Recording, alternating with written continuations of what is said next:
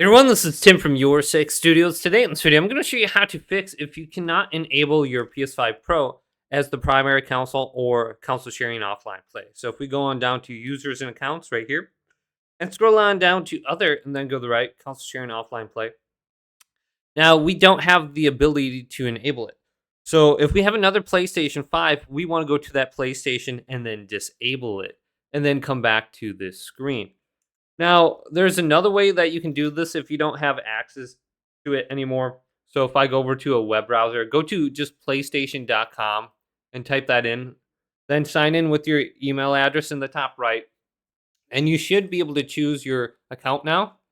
And then you can go down to like the subscription settings or account settings right here. So you can just choose one of those. And then you can go to the section where you can disable your console online. So let's go down to device management right here. Then we can see our PlayStation consoles.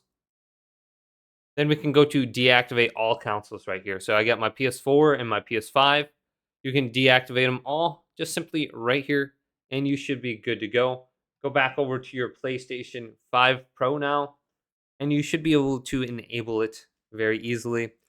So hopefully this video did indeed help you out. If it did, leave it a big thumbs up and subscribe my channel down below for more tech out videos coming up next on Your Six Studios.